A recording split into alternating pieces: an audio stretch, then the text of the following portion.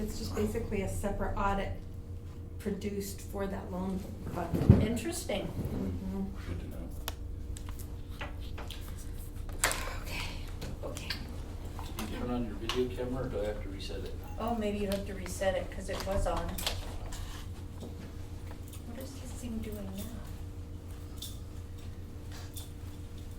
It says it's recording already. Yeah, you have it set to record automatically when you turn it on. Well, there you go. Microphone is not working. Hello? Yep. Nice, there's the camera. Okay. Beautiful. Now we can see your shining face.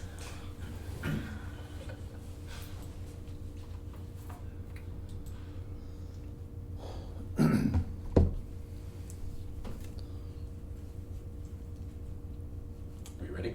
Yeah. All right, we'll do a call to order at 16:34. We'll do our Pledge of Allegiance. I pledge allegiance to the flag of the United States of America and to the republic for which it stands, one nation, under God, indivisible, with liberty and justice for all.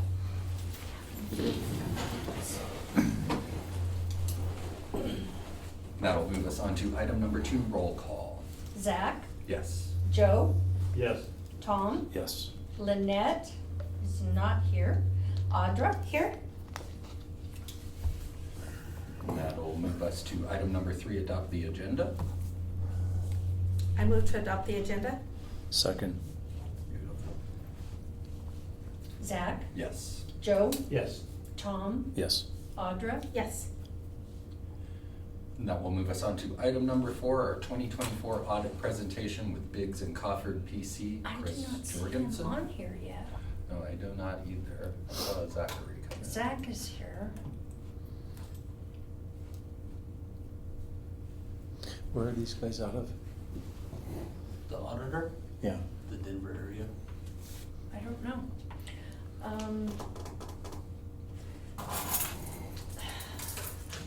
Let's see what the email. I don't have.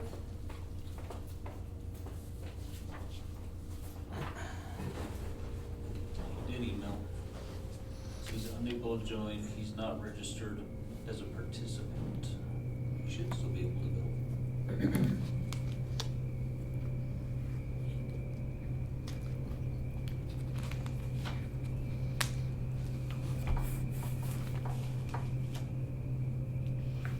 You should just be able to join it and then we admit. Yeah. Right? Should be.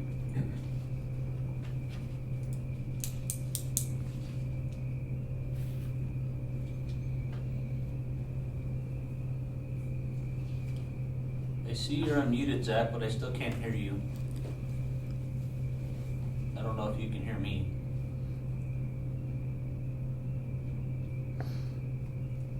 Nope, he hears me. He's texting me. I'm not talking to myself. I'm like, have you had a rough day, Chief? Is that- I can see ya. Now we can see you.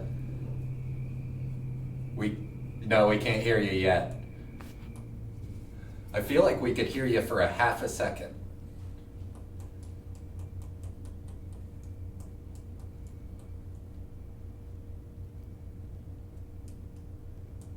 Nope. Nothing.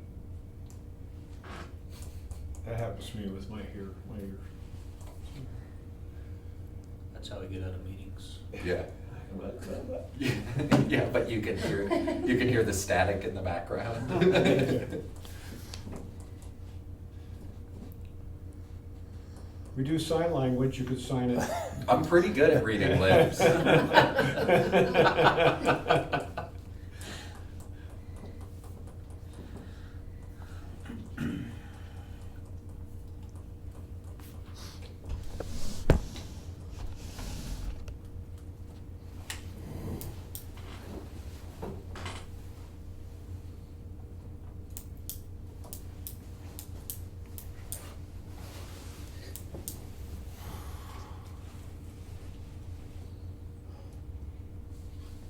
Maybe go out and come back in. I agree. I think he said, yeah, I think Smart we're man. trying that. Yeah.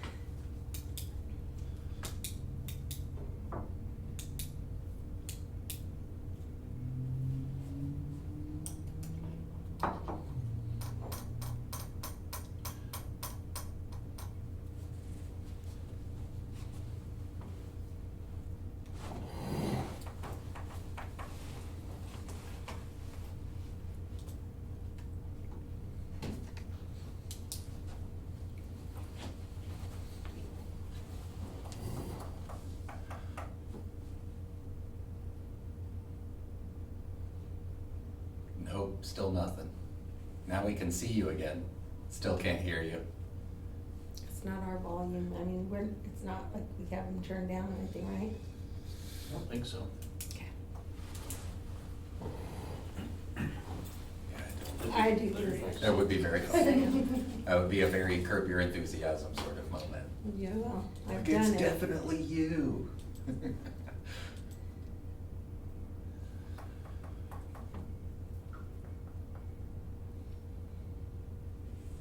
See if you can test the speaker, just make sure it's. Well, I see our audio's working because the microphone's going up. Right, yeah, it's just- definitely picking us up. It's like we're not hearing him, like our speaker's turned down all the way. Oh, yeah, There we go. Oh. Maybe it was us, Zach. Yeah, it's me. oh no, now we can hear you. Can you hear me? Yep, Oh, wow, we're back. yep, but it is, this time It it's was on it. our end. Yeah, it sounds like it looks like it was on our end. Okay, Let sounds me good. fix this. Because that speaker's terrible. If you don't mind, I don't like watching myself on TV. But I'm here. Just let me know if you can't hear me. Let's see. We're getting speakers figured out on our end because it's playing. Oh, Oh, uh-oh. that was not me. Now I'm just talking to me. Just push any button, chief. That was probably Barb. I think Barb did it. Barb did it. She's not even in the room. I wouldn't blame Barb for I'll bet you she logged in on her computer trying Hey to send guys, she's another not link. even here. Somebody's got to defend her. You guys are just ganging up on her.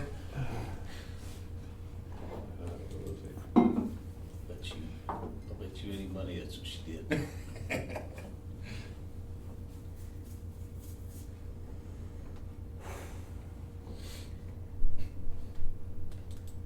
What's crazy is every time we go up to Hickpuff at the state, they have this big room. Nothing real fancy, but they can never get their IT straight, ever. Yeah. We're always waiting like 30 minutes. Did you shut down the meeting? Yes, I did, because I had to, because they couldn't get in. I had to change the settings and it wouldn't let me do it while the meeting was recording. So I had to sign out. So Well. let's get them in, so they're ready. Chief would have won the bet. Totally the end of the bus. My bad. Yeah. Zach's my guy. He keeps me I in the told him, loop. somebody has to look out for Barb. She's not even here. She can't defend herself. Normally, I would say it's all my fault, because normally, it is. Okay. Okay, now, Now Zach, where are our hopefully. people? Now they gotta come back. Ooh. 2 people entered. Nice. That would be, Way there we go. La la la, they're joining. We're doing it. It's still on the tiny speaker. And I got there just in time because they were emailing me and the phone was ringing and they were calling me. Yeah, right as you walked out, he saw the email Guys that have me? Chris had We're sent. back. We can. I think we're getting squared away finally. Oh, Yeah. Now we're cooking with oil. nice. With oil? I'm a butterman Not healthy. myself. Olive oil. Olive oil. Heat. I'm a, Heat, gr- my I'm a friend. grease man. Okay. All right, I think we are squared away. Are they talking? They're muted. No, I'm here. Oh, okay, cool. Beautiful. Well, is that you, Zach? Yeah, that was Zach. That's me. I'm Okay. here. Nice. We are getting ready to do our audit presentation. Okay. You just let me know when I can chime in on the real estate portion of it. You got it. Thanks, Zach. All right, thanks, guys. Appreciate ya. Are we ready? Yes, sir. You're on. Okay. Well, good afternoon, everybody. Sorry for the technical difficulties. It's good to be with you. My name's Chris Jorgensen. I have my colleague Max Newman with me. We both work at Biggs Coford.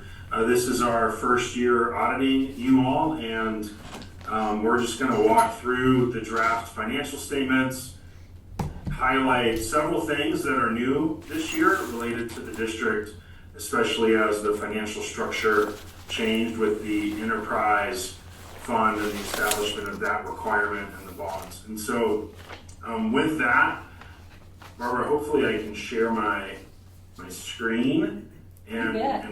we will jump in. My goal is to walk you through the audit, and then also just be able to answer any questions that you all have as well. So I'll stop along the way to see if there's questions, and hopefully at the end as well. So this document is your audited financial statements. It's in draft form currently, and we'll talk about where we are in terms of being able to issue the audit.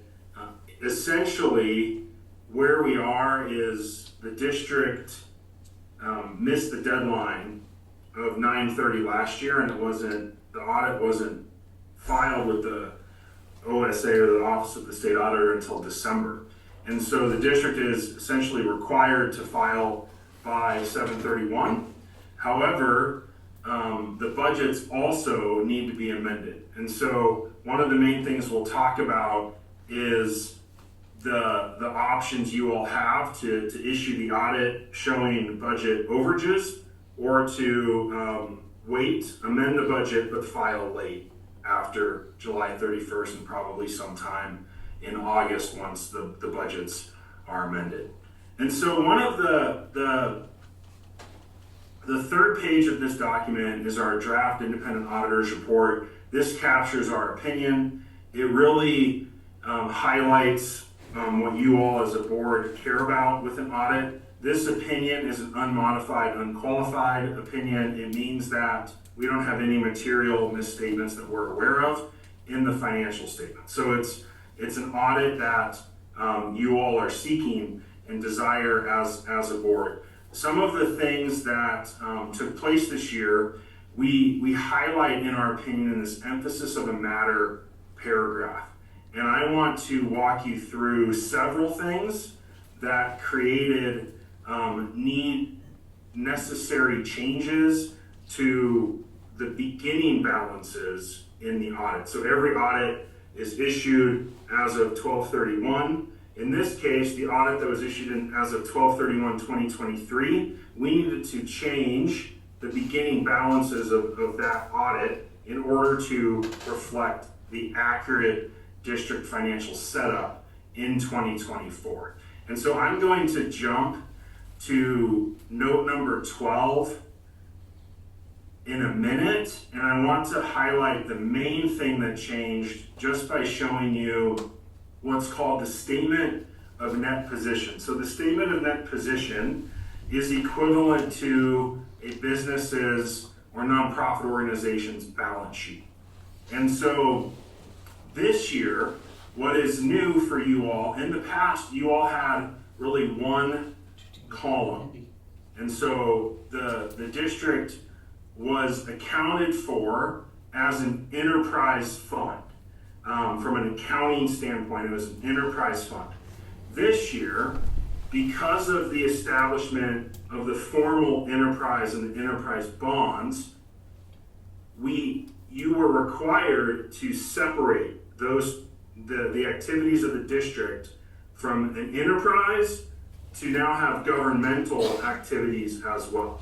And so a lot of the work we did was breaking apart the district's financial function and financial information and numbers to reflect these two columns accurately. Barbara and the team at Wisdom broke things apart well, starting mid-year when that became clear that the enterprise would exist next to the governmental activities. We needed to do that for the entire year and then identify things on your balance sheet at the beginning of the year that were combined that now needed to be separate between the two columns. And so that's the main thing that structurally changed with your financial statements. And so when we think about governmental activities, this is everything that isn't related to the ambulance services that you provide. So property taxes, administrative overhead, any grants or grant receivables that you have, your capital assets in your building are in the governmental activities column. Operating accounts payable and different things sit in the governmental activities. Everything that's directly correlated to the ambulance services you provide and direct revenue and expenses sits in that business type activities column. And so we did the work with Barbara and the team at Wisdom to really identify which accounts and which activity within those accounts needed to be where. And so that's the biggest change from previous audits. And because of that, if we look at the table of contents, you can see quite a bit more statements are included. So these first two statements, the balance sheet and the statement of revenue, expenditures, and changes in fund balance, those are called government-wide statements. So those report the entire district, separated by those two columns with a total district-wide column. And then there's a general fund statement that really captures, these two are your government-wide statements up here. That's my apologies. That's what these two are. And then we have fund financial statements. So we have your balance sheet for the general fund, which is the new fund we created, the non-ambulance service fund, the statement of revenue, expenditures, and changes in fund balance for the general governmental fund, and then a reconciliation, and then a budget to actual statement for the general fund. And then there's a whole separate set of statements for the ambulance services enterprise fund, a statement of net position, an income statement, and then a statement of cash flows.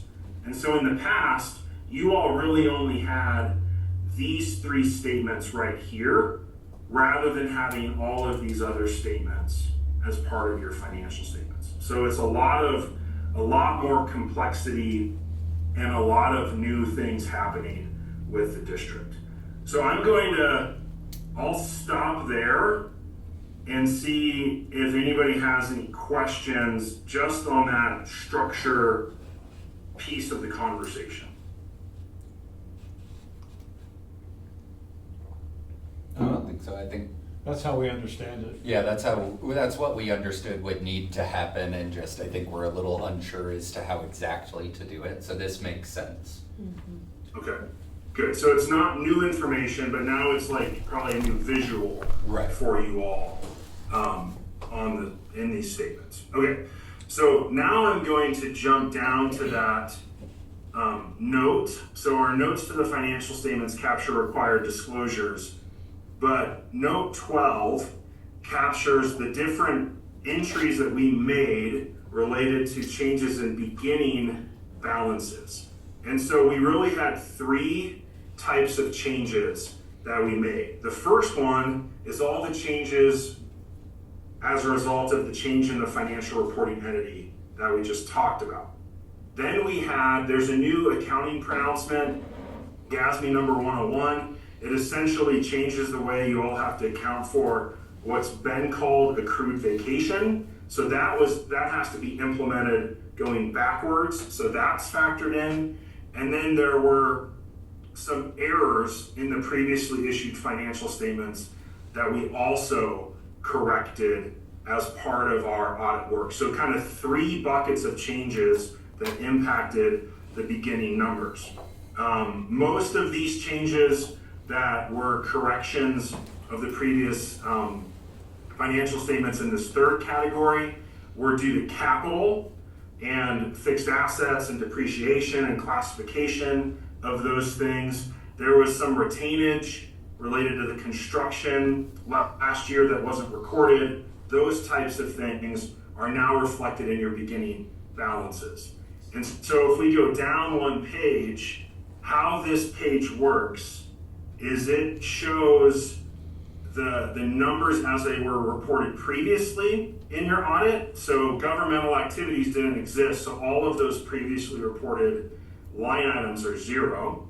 Business type activities was where everything existed, and then the governmental fund financial statements or the general fund didn't exist either. And so this page reflects all of the adjustments to those beginning balances, and you can see really the bulk of this information in this first section is just separating the balance sheet out between those two sections.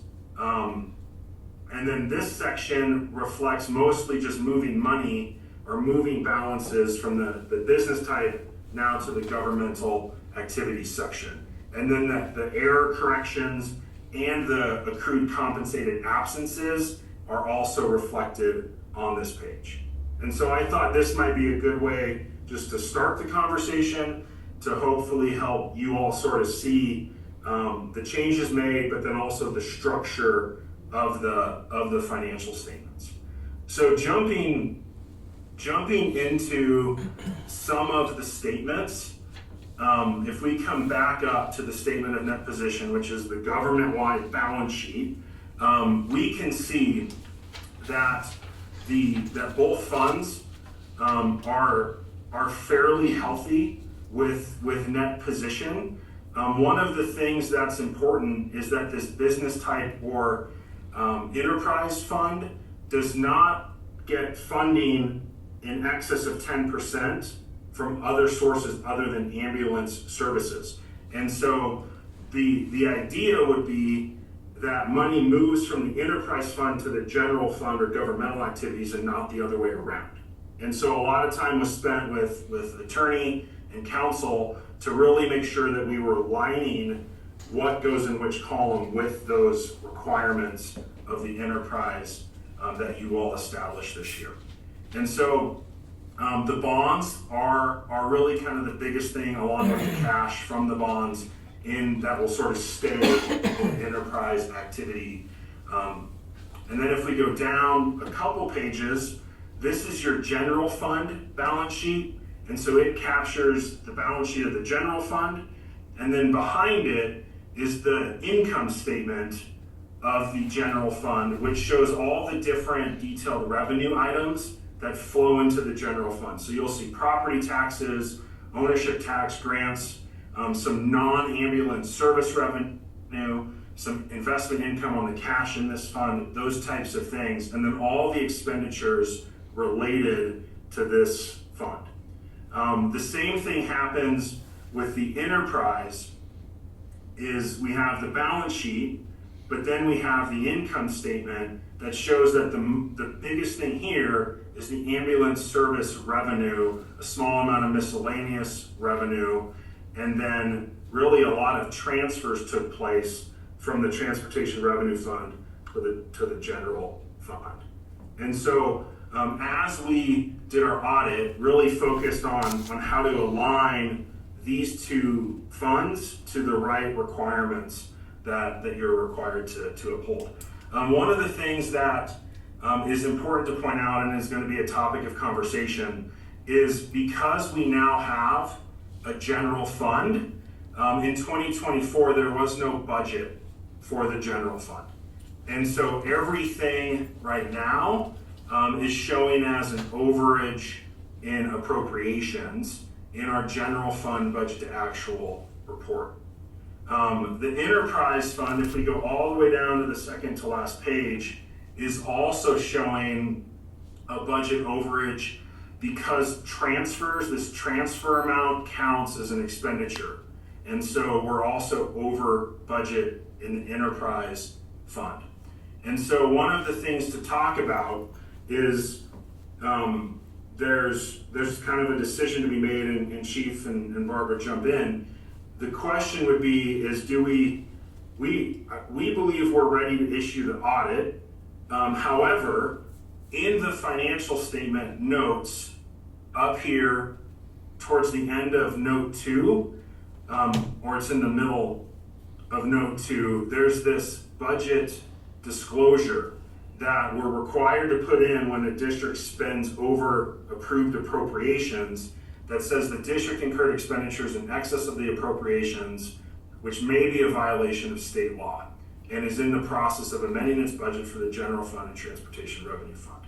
So one option is to issue the audit before July 31st meet that deadline. The other option is to take the time to do a proper notice for a public hearing where you would consider amending the budget. In that case, we would add columns on those budget to actual reports that would show that the district was not over budget. It would have the original budget, the amended budget, and actual with no differences basically between actual and amended. And then you all would not be over appropriations in either fund if you went that route. The challenge with that route is you're not filing on time.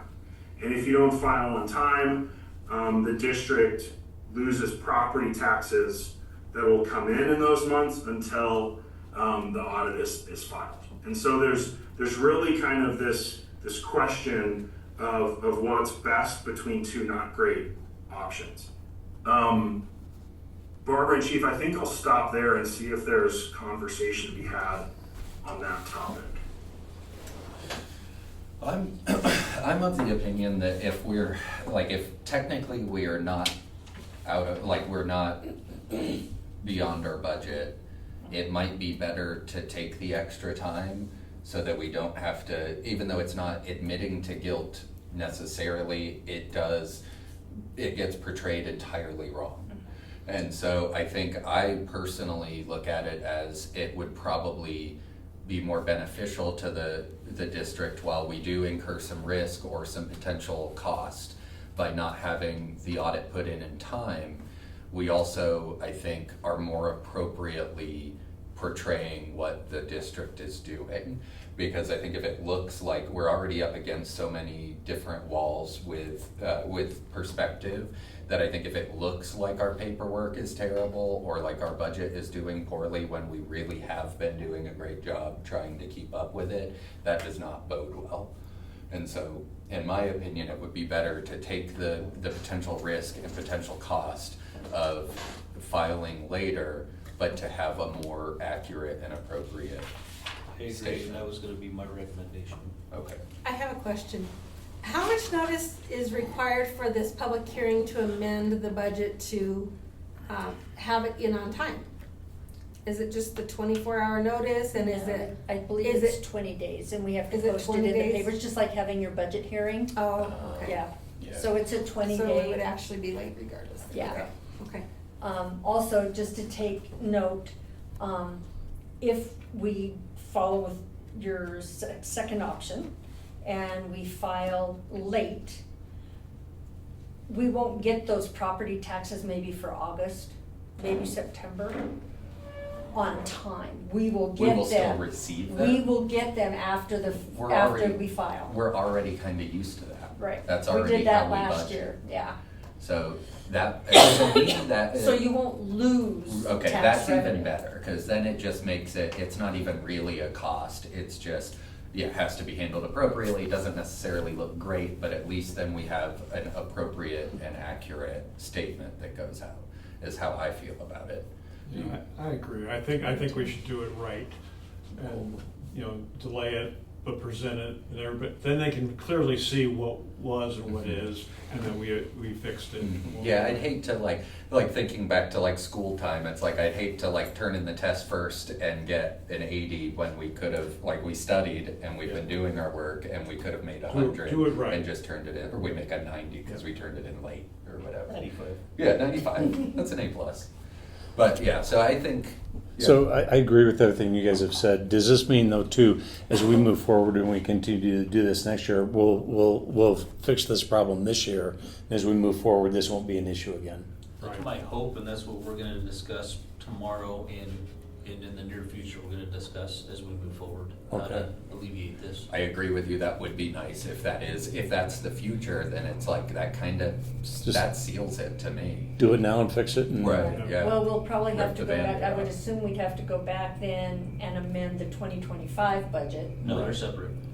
No? They're already separated. They're already separated, so we're Okay. good there. Cool. So we should be good going forward. Okay, and yeah, to me, it's kind of, like I said earlier, it kind of feels like the expected growing pains of having to separate these two budgets and create the enterprise and the district, or the enterprise and the general fund. And so I think, yeah, I want Audra to ask your question. Oh, yeah. Yeah. Thank you. So, has a single audit been filed for the federal funds that the district received? And or did it meet that threshold that it required it? So it's $1 million in a fiscal year. Did they have a single audit filed last year, and will they? Yeah, so it's 750,000 is the threshold They've of increased it expended now. funds Yeah. from federal sources Mhm. in any given single fiscal year. And Barbara, jump in. Our understanding is that the DOLA grant related to the building construction, the cap on that was 750, and it was broken between 2023 and 2024. Correct. So it inherently didn't go over the $750,000 because that spend was broken into 2 years. Gotcha. So there was no single audit performed for 2023, and we have not been engaged to perform work on a single audit for 2024. Got it. It did increase, by the way, beginning October 1st, 24 to $1 million. Yeah, I think it was effective for, I'll have to double check, but I think it was effective for years beginning after that. Yeah, beginning Which- on or after October 1st, 24. Yeah, so Okay. the 2024 fiscal year we're auditing still is the old threshold. Okay. So, That was my only question. yeah. Nice. That was a good question. So I'm curious, your response to her question was that you weren't hired to conduct a single audit for when we received that loan from the USDA, correct?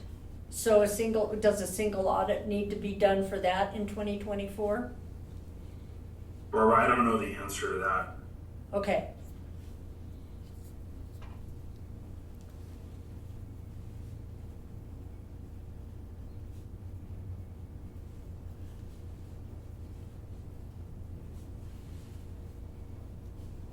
So as far as today goes, it kind of sounds like it's something, I assume we would need a vote on it. Yeah. Which option you Yeah, would which go. option we wanna go with, whether we wanna go with turning it in by the deadline and having the verbiage that's in the statement remain, or if we'd like to go with option 2, which would be foregoing the deadline.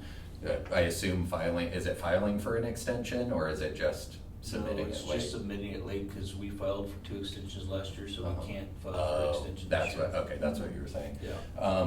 So it's just filing late and taking the penalty. Yeah, so basically we need to vote between filing on time, having the verbiage remain, or filing late and having it, what I feel is more accurate, but having it more, Do we have to vote, Dialed or do in, you I just don't- direct me to make the decision that I was gonna make?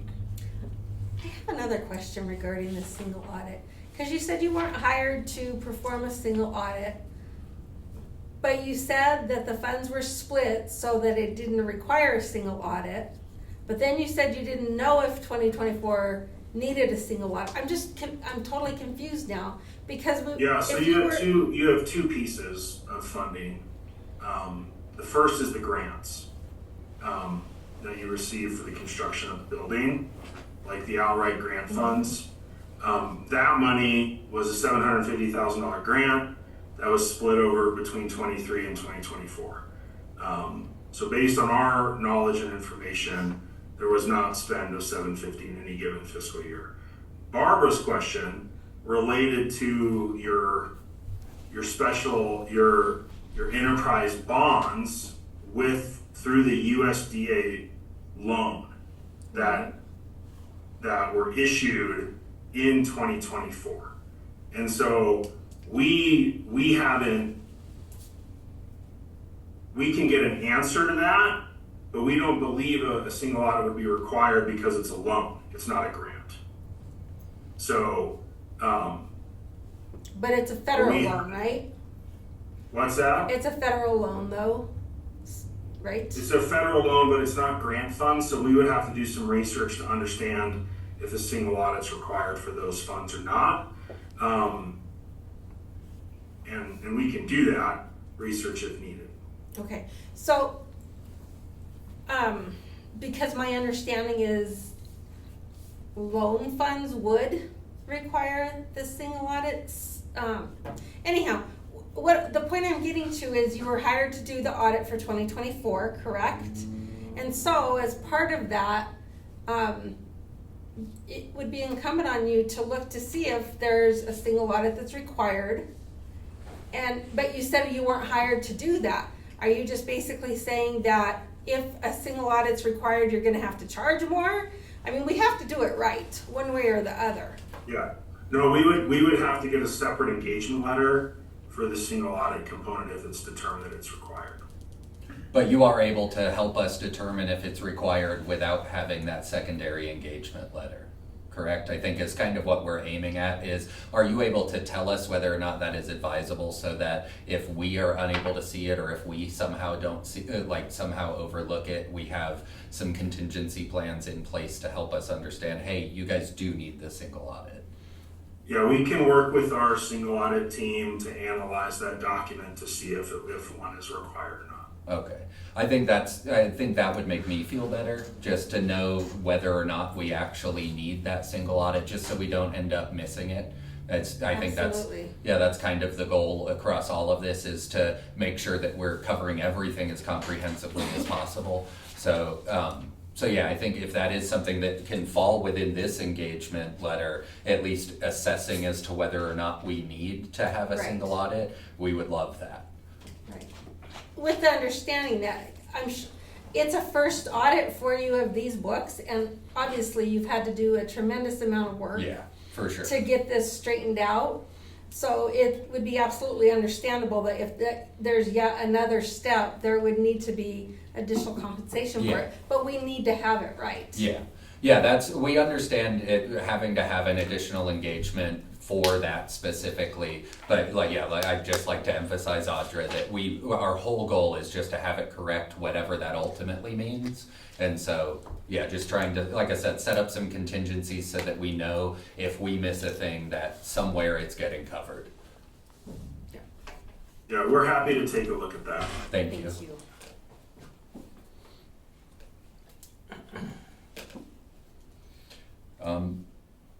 So I'll make a motion that we take option 2 to miss the deadline, and if I'm not phrasing this right, assist me.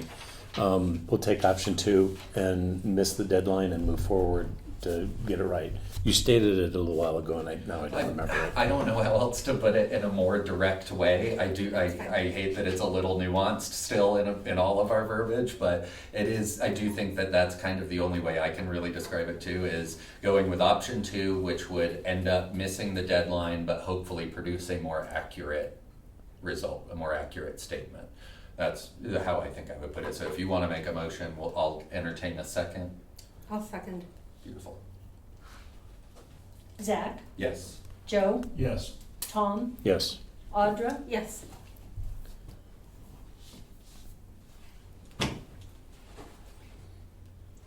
Well, cool. anything else?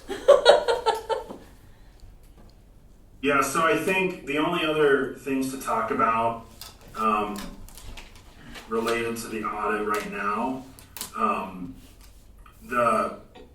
the notes to the financial statements capture the key different items related to the balance sheet and income statement and those types of things. A few that I wanted to highlight is this is your capital assets note. And so at the beginning of the year, we had depreciable assets of $4.98 million and construction and process of that $3.679. During the year, the district spent $1.6 million or so on additional construction or capital assets related to the building. We did have that insurance loss, which is reflected in that negative number. But the big thing to note is that at the end of the year, during the year, the construction of $4.9 million was moved up and placed into service related to that construction. And so that was a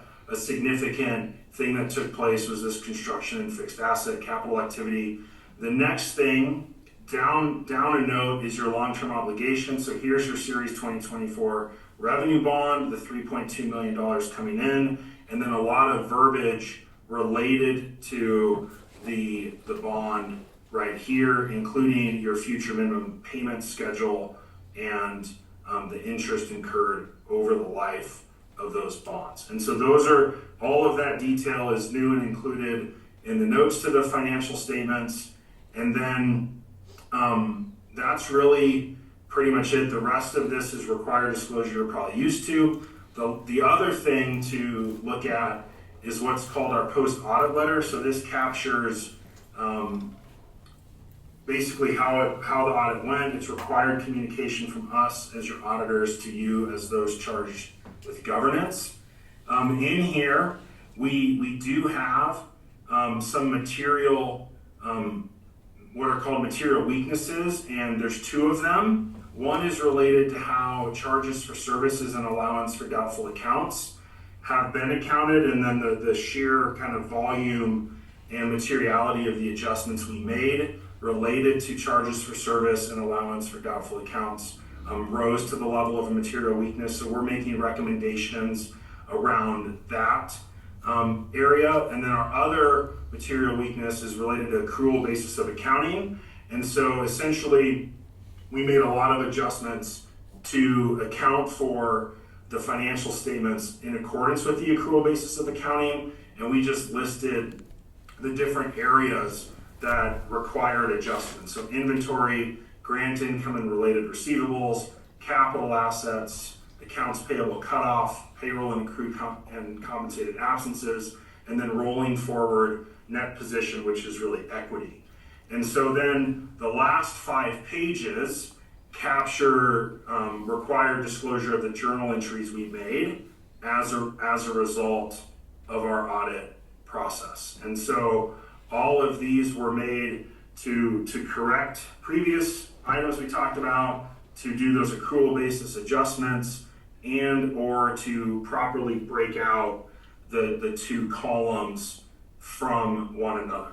And so this is just required communication from us to you all as a board. It doesn't go anywhere but from us to you as a board. And it's required communication.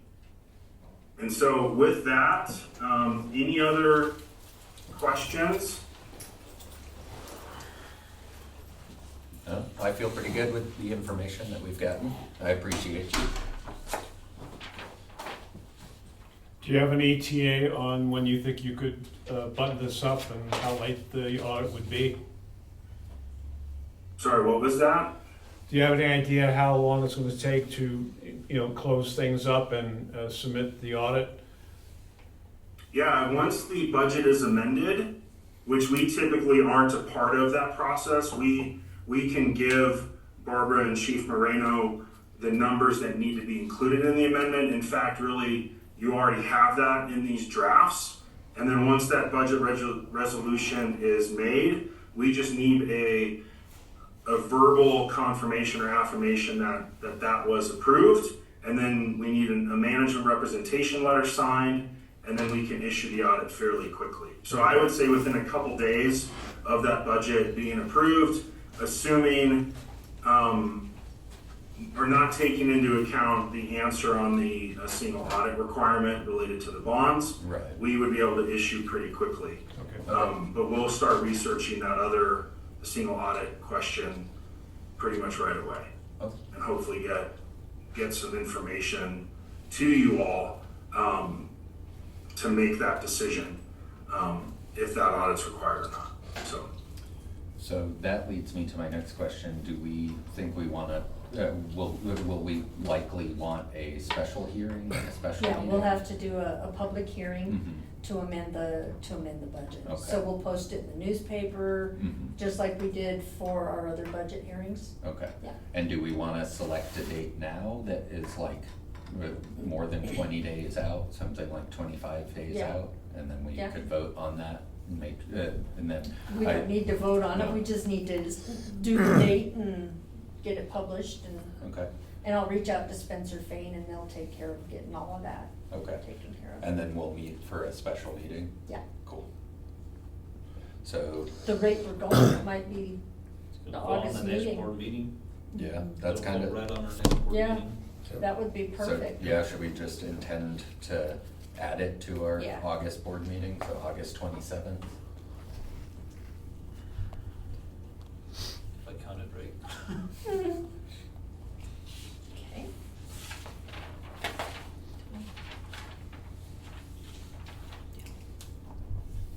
One of your, one of your little bit of delays is gonna be, you'll have to get, Published. yeah, you'll have to get the notice to the Chronicle to publish by Friday. Yeah. Otherwise it won't We be can on do that. time. We got the ins. Yeah, but just take the form I already have and change the dates and put it in there. We'll be It good. does, are we sure it's not the week before? So we're saying 20 days, so the third is 7 days. We said 25, so I counted 25. Oh, I see. The 20th is 21 days. So So I guess that, it depends on whether It you would wanna just- have a special meeting or just do it on your regular I meeting. think with it being that close, it probably Just is do it on- fine. Yeah, Just do it during the regular meeting. yeah, it's just a week away. Yep. Cool. And it'll give us some time in case there's a hiccup or something. Yeah, cool. I think that sounds good.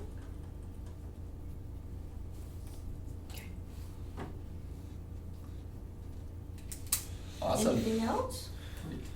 Thank you, Chris. Yeah, thank you very much. Yep, you're welcome. Have a great evening, everybody. You too. Thank you. Thank you. You have a good evening, cause now we're like, woo-hoo. Yeah. Thank you, everybody. Thanks, Barbara. Thanks, Chief. Thank you. Bye-bye. Thank you. So don't touch anything. I thought you were gonna log out. All right, so we can kind of skip number 5. Yeah, 5 was on there just in case we get Just something in prepared. case. Okay. So, So we'll be skipping item number 5 to put it on next month's Yeah. meeting. Yep. Cool. Then that'll move us to item number 6, 939 Robinson, lease Kaufman Hagen Commercial Real Estate, Zachary Bierman. I'm here. Can you hear me? Hi, Yep. Zach.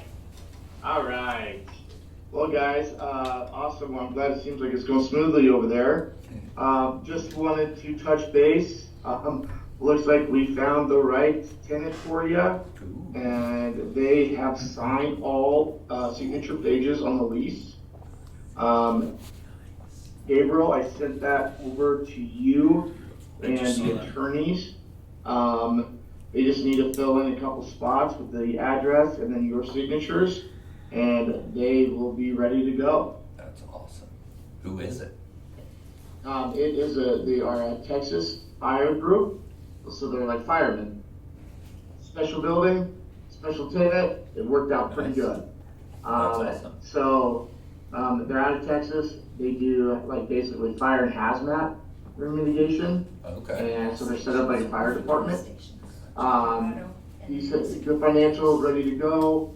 Like I said, he signed. We negotiated lease terms, which was, very simple on your guys' end. Thank you, Gabriel. Didn't make it complicated at all. And then also the great thing about it, guys, they want to purchase the building too. So that being said, I've been talking with them on terms verbally. I asked them why they didn't want to purchase it now.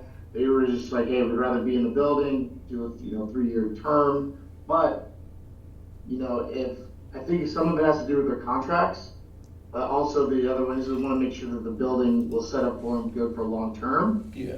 And they will purchase price at 1.1. And they can execute that, just top level after 12 months to 36 months. But I think we should probably tighten that timeline down a little bit. And because this is a special property and it is a special use, so I think, it would almost have to be, months, 13 through 24 to purchase it. Because if they're not gonna purchase it, Yeah. you probably need to sign a long-term lease, or you need to put it back on the market and have time to market it again. If you're gonna sell it. I agree with that. Does that make sense? Yeah. Yep. Big time. Okay. So, how that will go, we can have Robin write up, I can write up a contract, Robin can write up a PSA since it is, kind of different, since it's months 13 through, right now it's 36, just verbally speaking with him, but I think it should be shortened down. But also on it, you would like, credit, or is that purchase price of the $5,000 a month that they're leasing it? Does that make sense as well? I told him I no, think so it's so. up to you guys. I mean, it makes sense to me, but I think we talked to the board about it, and so what do you guys? 100%. What do you guys think? Applying the lease payments towards the purchase price, yeah. Yeah. Well, that's what the PSA will be. It's a separate agreement. Isn't 36 month a little long though? That's what he's saying Oh, is, okay, is that's- adjusting it from 13 to 36 months to something like 13 to 13 to 24. 13 to 24 months. 24. That makes more sense. Yeah, that's because if they're not gonna wanna stay there long term, you guys need a little bit of runway Right. to, Yeah. to get this thing back on the market and find the right tenant or buyer for it. Yeah. But, I mean, I think to me, it's initially a good faith thing to agree to that. I mean, I get where you'd be coming from, where it kind of does remove ultimate revenue. Well, and when I was discussing it and I had made that decision, it was because they were looking at leasing it for 3 years and then thinking about buying it, whereas now that's changed a little bit. Yeah. Yeah, I agree to that as well. If it's a shorter term during which they can make the decision to purchase, then we're on the hook for a lot less. And so it really is, it benefits us, benefits them. It's good faith on our end, and on their end, it gives them more reason to be invested in it. Well, the haggling's done now, the price is set, correct? Right. Yeah, that's what he said. So if the price is set, then we don't have to haggle with anyone. Audrey, you look like Yeah, you so- have a thought. I'm thinking it through. Yeah. Sorry. Yeah. I'm like, I noticed that look. Yeah, has Les seen the lease document? No. But Spencer Fain's Has? Yeah. real estate attorney Yeah, has. we have a real estate attorney. Yeah, Sorry. legal Yes, representation. Robin has, we've been working hand in hand with Robin and her team. Okay. Yeah. Including that arrangement, This is just a verbal that we've gotten, we have to go through this process though. Yeah, not yet. okay. I'm personally, I think it's okay, but again, I'm open to everybody's opinions. So that's $60,000 a year. Mhm. We're not having to pay upkeep, we're not having to, we have to Right. pay maintenance and stuff like that. I mean, it's a We're not having to no-brainer, pay, yeah. we're not having to pay utilities, Mhm. which we have been for the last year. You Those know, type we of went things. through the last tenant where we had a good, that's a great price, and then they came back later and cut a bunch of money out, and said, well, So and I don't want that to happen. in 24 months, you're looking at taking off $120,000. Yeah. So not yeah. have to maintain it for 2 years. Yes, at 980 instead of Heat it, 1.1. cool it. But we're also, we're not maintaining anything, Right. so I think it's okay, cause that was kind of the whole plan with renting it anyways, was to try and alleviate what we would be paying for it. And so if we not only are renting it, and then we also still have the potential, they potentially are gonna purchase it, and that's the best of both worlds. And the lease is pretty thorough in what they're responsible to take care of. Yeah, So we have them on did the try to hook. get a little aggressive with the lease So- on just overall regulations, and I so. fell asleep on page 18. Yeah. Yeah, Good. so, you think that's should we vote on that? I assume it sounds like a vote thing, It's a money thing. yeah, so I would entertain a motion on, allowing it, are we basically calling it a lease to own? Is that what we could Lease to summarize Yeah, it as? basically, Yeah, you know, lease to buy. the actual steps would be, we get them in there, and then now they're paying rent, but you guys are off the hook for all the incidentals, they're maintaining the building, they're maintaining everything, as long as, it doesn't fall down, or, the AC units blow up or anything like that, they'll maintain everything. So that's off of your books. And then, he could even, he's kind of seems like the guy too, be like, after 6 months, he's like, I want to buy it. And I think it's just for him. He told me 36 months, and then today he told me well, maybe even after a year. So he's the kind of guy that if he likes it, I have a feeling he can pull the trigger even earlier once it gets settled. But I think talking with the attorneys and getting the right language in there is very important. Yeah. Yeah, then I would entertain a motion on allowing a lease to own or a lease to buy situation, with the contingency that we change, any verbiage from extending to 36 months to being 24 months at a cap. I'll make a motion that we engage in the lease agreement at address 13840 US Highway. No, No, that's not right. 939 That's this Oh, Robinson. sorry, which is the wrong, I got the wrong one here. 939 and 939 to have Robinson Avenue for the duration of up to 24 months with a lease purchase option and the rent going towards the purchase price of the property. Beautiful. Beautiful motion. Second. Well said. Yeah. Sorry, except for the address. It's okay. We sold this building. I know, we almost lost it. So Zach, Yes. Joe, Yes. Tom, Yes. Audra, Yes. there you go. Beautiful. All right. Well, thanks, guys. Gabriel, everything's sent over to you and Robin for finalizing the lease. Once that happens, I'll make an introduction with all contacts between you and Mike McDonald, and then he can get his team in there and start working on the property. Okay, sounds Clean good. it up. All right, guys. Thank you so much for your time, and I really appreciate the opportunity. Thanks, Zach. Yeah, thank you very much. Thank you. Thank you, guys. Thank you. Bye-bye. What's their fee on this, Zach, you I know? don't remember I what don't. was it. I have to go back and look. I just checked too. Yeah, I know, I wrote it down when they It told just us. dawned on me. But it's on one of my agendas. 6%? And it was a percentage, I don't know what it was. So do the lease payments go to them and then they kind of check to They- you, or or do they just invoice you the That's a good question. percentage? That's a great question. Great question. That's a really good question. Who gets the money first? Yep. That is a very I would good assume question. they come to us and we just pay them the percentage, Assume too. but I don't know for sure. That would be the easiest, right? Guess I don't have it. I want to say it was 6%. I wanna say I remember that as well.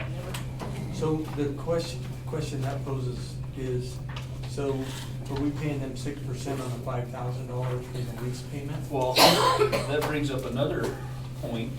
So the contract that we signed with them was not for a lease option. It was for purchase only. So I'll have to read through the contract to see at what point, if they decide to buy it, that's enacted, or if we decide that we just pay them a flat fee for funding the lease portion. We'll have to go through the contract and see. Yeah. Good news, Phil. Yeah, that Oh is my good news. gosh, yeah. Very welcome. Last meeting you were saying, we don't even have a sign up yet. For sure, yeah. So happy. So that's And it good. went quick. I so- think it was Yeah. like Great the job. next day or 2 days. Yeah. He said, there's somebody who wants to look at the building. I was like, okay. It's What, interesting. what is exactly? I know, I'm like that too, So- I'm curious. Texas They're- Rural Fire Hazmat. Yeah, they're LLC. a contract fire company, and they're contracted with Murphy Oil and Murphy USA. Murphy does gas stations for the Walmarts. And so they've got gas stations from Pueblo north to Denver, and they're looking at putting gas stations from Las Vegas, New Mexico, south towards Albuquerque. And this is the right middle spot for them. He said eventually our Walmart will probably have a Murphy gas station. And so they basically just go in and do inspections, hazmat cleanup, anything the local fire departments don't wanna do. With- I should check and see if I'm related. Murphy, There you Murphy. go. Yeah. It's a Might be different rich. branch. Money, then. money, I don't money, know. money, So if they don't pay the rent. I just wanna see if there's a family connection that I could, Yeah. That's a good point. grease. Well, that's a nice fit then, Yeah.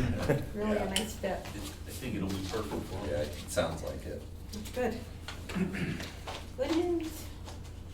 Well, then, unless anybody has any more comments, then that would, well, They presented a guarantee stating if they don't sell the property for within 5% of the list price, they will provide a 10% discount on their 3% seller commission. They cannot alter the 3% buyer commission. So it is 6, so there's So it's buyer 6, and it's seller. 3 and 3. Right, it's Mhm. 3 and 3. Yep. Gotcha. Good job, Barb. Yeah, well done. To grab and pull. Yeah. That was just Yeah, luck. that's impressive. Yeah, you know, That was just luck. it's like, I think they call it paper too. I know. Yeah, it's crazy. She I'm just a has paper- so much of it. I'm a paper girl. Yeah. It's really crazy. Sorry, so am I. All right, so then that will move us on to item number 7, meeting minutes from June 25th, 2025. I did not see any issues with it, but I thumbed real quick. I did not see anything. I didn't either. I move we accept the meeting minutes of June 25th, 2025. Second, Zach, Yes. Joe, Yes. Tom. Yes. Audra. yes. Awesome.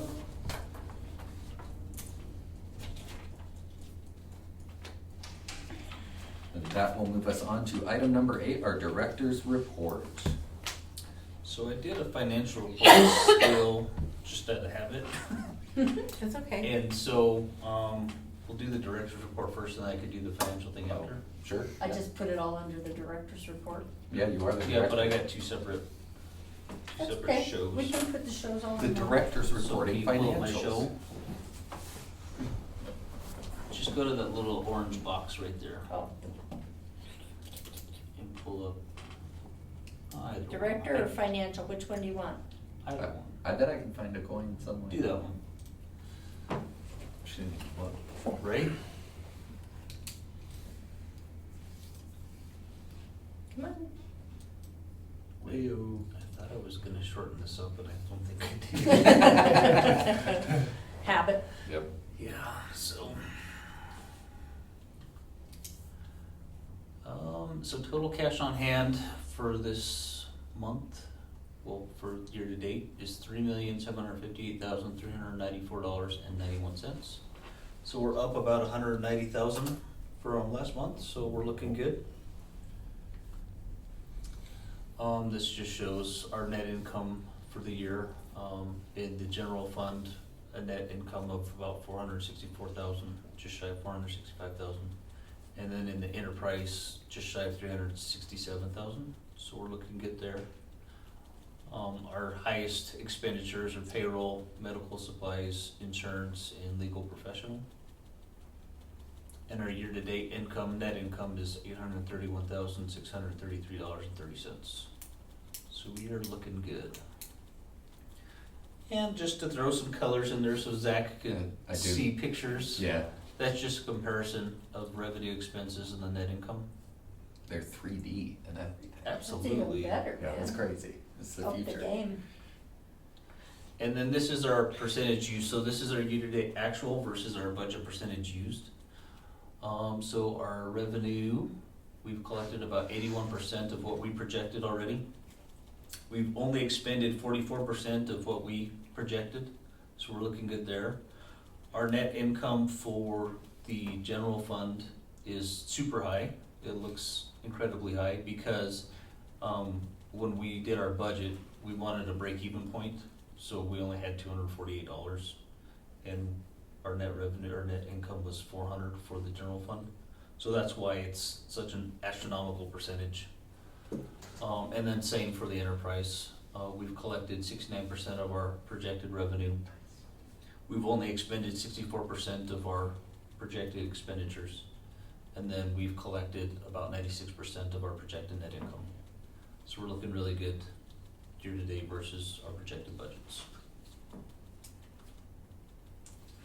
Our billing performance year to date, we've had 828 ambulance transports, 2.7 gross charges with 1.2 million contractual allowances. We've collected $661,426.97 for a net collection rate of about 25.4%.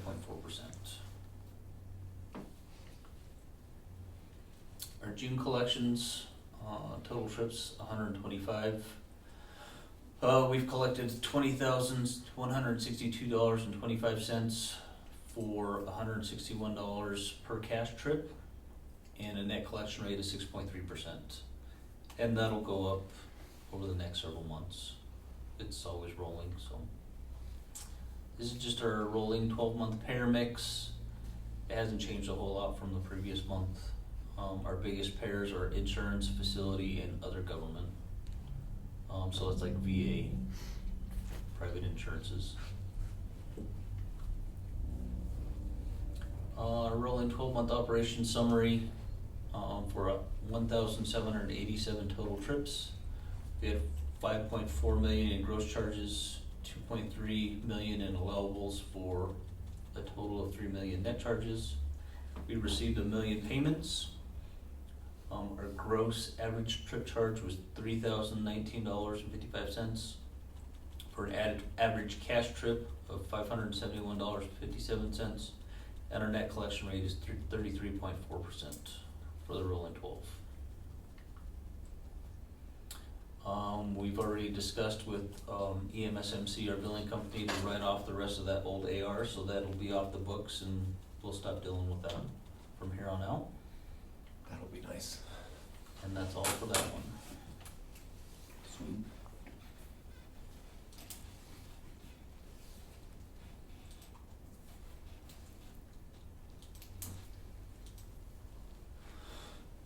Director's report. Dr. Becker was here on July 17th. He did the closed joint reduction training, so that's a waiver that we have to apply for every 2 years. He also applied for a TXA waiver extension. So we have the TXA waiver for bleeds. This one's for nosebleeds. So it's just an additional use. We should get that without a problem. What's a closed joint reduction?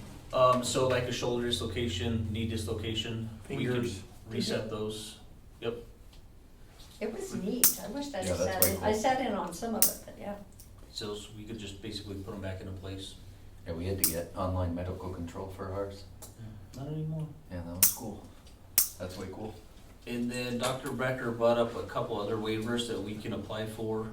So like propofol is a big one that we take out of the hospital would like for us to take on interfacility transfers, but we can't because the state doesn't allow it.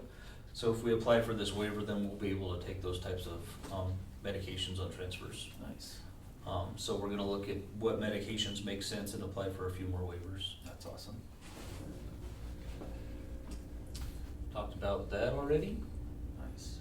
No updates for the health service district or the KISS license. We were approved for the state grant, so now I'm just waiting on the statement of work of the purchase order. Nice. And I haven't heard on the AFG grant yet. That's Assistance to Firefighters grant. That one I applied for radios. This is our Safety Cloud HOS report. We alerted 1,614 drivers last month. Responder alerts sent and received were both 9. We had a total of 164 incidents for an average on-scene time of 17.3 minutes. We responded to 160 total runs. Our total responding time was 929 minutes, and our average time to scene was 5.8 minutes.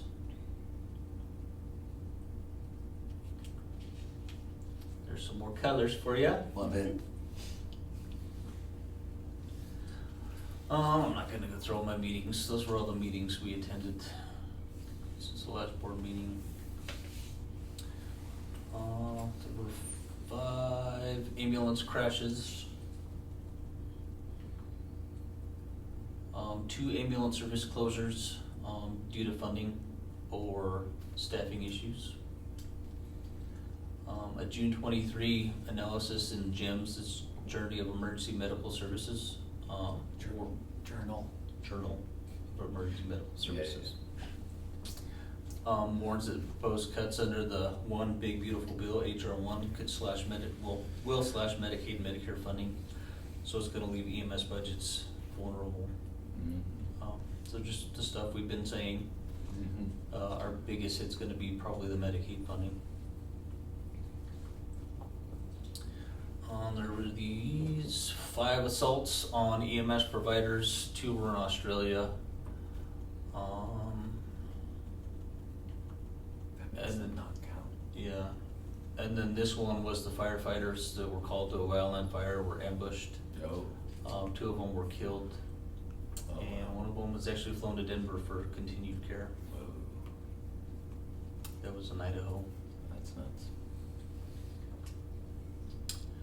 And out of that, so paramedic Graham Hoffman, I reported last month, was stabbed, fatally stabbed by a patient. And so there's a new federal bill, the Graham Hoffman Act, and they're proposing legislation to elevate assaults on first responders to federal crimes, with up to 10 years imprisonment, and it will allow for life sentences if there's death or kidnapping involved. So, they're seeing the need, the rise of assaults on first responders, and they see the need for this new bill.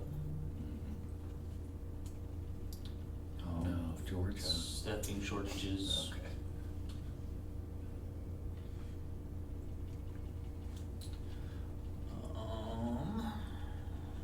We've talked about this. This is just reiterating stuff. Every month there's something new.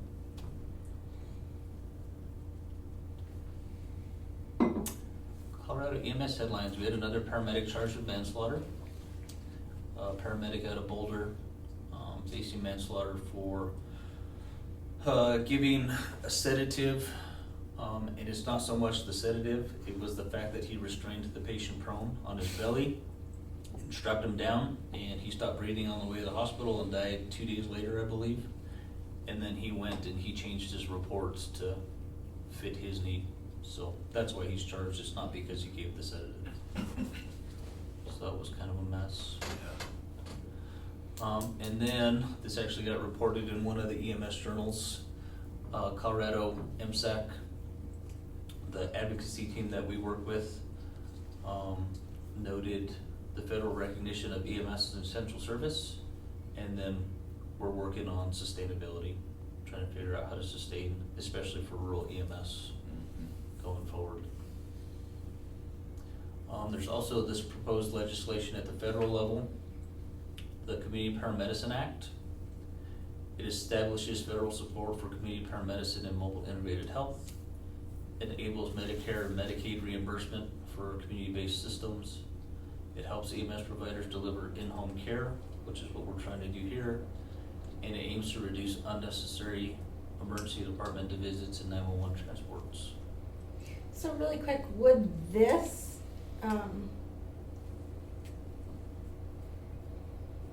because this hasn't been enacted yet, correct? Correct. So if approved though, would you be able to, without changing your status to a health district, provide that in-home care? I would have to read what the legislation says to say, I don't know. Okay. They are looking at the federal level to do treatment in place, which is kind of similar, but not really. So like right now, if we go to a diabetic, we treat them and we leave them there, we can't bill for that, we don't get paid for that.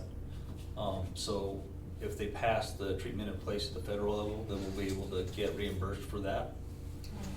That's kind of on the same lines, but not really. This is more of delivering in-home care. We can do telehealth with the docs, we can provide prescriptions, sutures, different types of things, follow-up care. If the hospital has somebody that say they have COPD and they were in the hospital for a week and they send them home, they can call us and say, hey, can you go check on Mr. Smith for the next 4 weeks? Then we could send one of our community paramedics out there and check on them, get vitals, get weights. If they need to talk to the doc, we can get the doc on the line and let them have a face-to-face, that kind of thing. So that's more what this is for. But without reading the legislation, I don't know if that would allow us to do it. Okay. Interesting.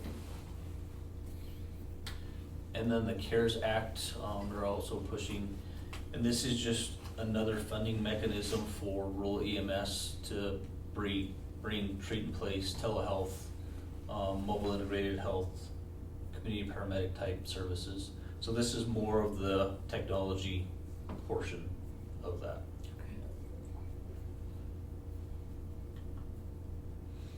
And then, will you play this, Barb? I thought this was cool. This is the new, this has been in the works for 2 years, but this is the new documentary on paramedics that Steve Buscemi was producing on. this. I found the trailer, I thought it Here, was interrupting the facility with a 24-year-old male fell from the roof of a food-story building. Registered for head injury. Driver vomited more VFXs. 65-year-old male complaining of chest pain. 22-year-old male, multiple DSWs for the abdomen. He's circling the drain. The paramedic has 1,200 or so hours of training, can start IVs, can give you medication, has a radio to connect to an emergency room. When it's time to go to work, it's all business. They expect you to show up and be professional and solve a problem. When I first started, all I wanted to do was save one life, and it happens quick. This guy climbs into the back of the ambulance and he's like, if you don't save my friend's life, I'm gonna pull out my gun and kill you right now. Their exposure to traumatic death is extraordinary. People are just leaving the industry because of burnout. You're clocking out and it's like, what the hell just happened? I didn't know how to slow down. I'm not even gonna lie, it almost took me out. What held me back from wanting to talk to people is I don't want to be labeled as broken. We have families. You gotta go home, and sometimes that situation isn't the best. Had a horrific vehicle accident and involved a young girl. I don't feel like you ever get rid of those calls. You try not to talk about them. There's a lot of humanity in this job. You're doing it, it's what you're passionate about. It's what you are paid to do. Like a box of chocolates. You never know what you're gonna get. Yeah, you respect.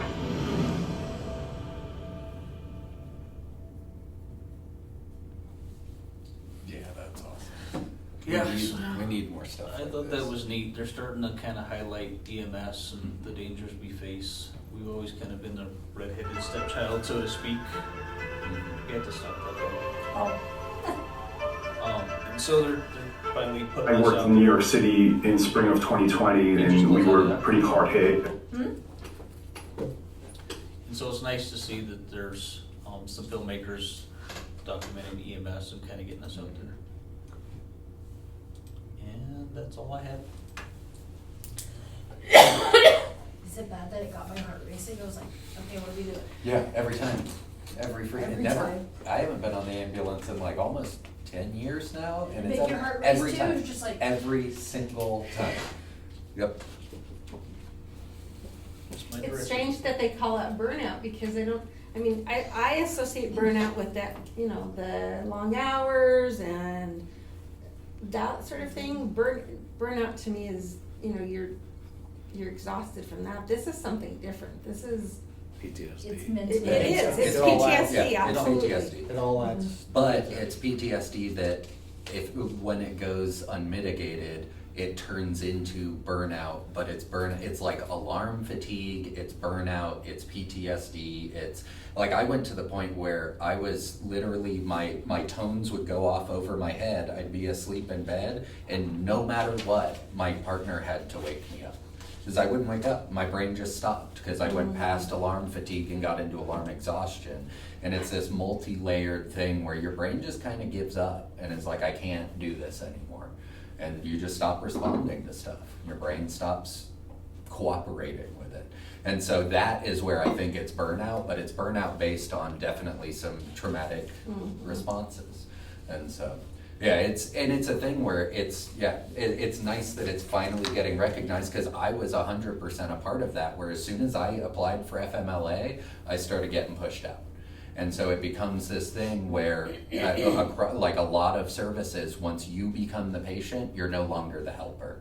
And you're pretty much guaranteed to end up a patient in EMS, no matter what, whether it's a physical injury or mental health issues or anything, some kind of post-traumatic stress debriefing.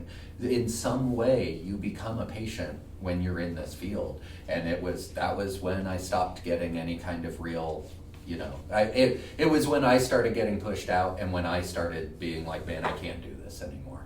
And so it's, without having this kind of attention on it, it'll never happen. I just became a statistic and washed away. And so, yeah.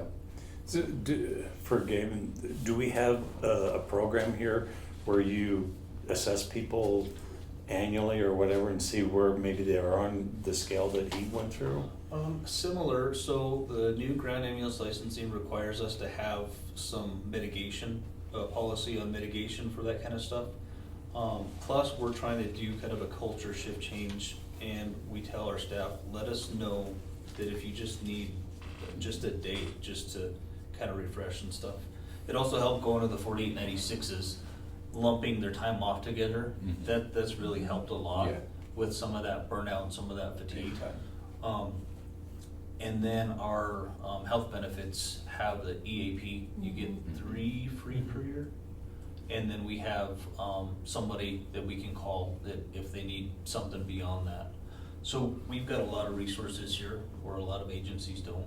Mhm. And we try and have our lieutenants keep an eye on that, and we just encourage our staff to just be upfront. I think that's just tell us. That's the biggest thing in my opinion, because like where I came from, we had all of those resources. It was just the environment was not permissible. Once you started using them, then you're inching closer and closer to just you were being a seen as patient. weak or Exactly. you're a baby. 100%, because especially coming from Atlanta, it's all these old heads that have been in it since the 80s, and it's like they were still calling it shell shock, and you're a baby if you get it. Right. And it's like, well, I've been doing it for 30. I literally have had someone tell me, well, you just stuff it down. I was like, oh. I'm like, oh, okay. What about when it comes up?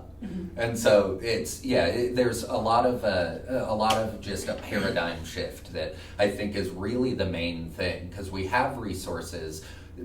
I say resources. We have resources that are comparable to what anybody in our position should have, as we're not getting into political things. However, I think the mentality is really allowing people to use those resources and not be penalized or having anything come down on them for it. Because that's where what happened with me is I used my EAP. I realized, hey man, I really need some time off. I need to start going to therapy. I need to figure this out. And it was pulling teeth to get FMLA just because the program is like that. But then things were different.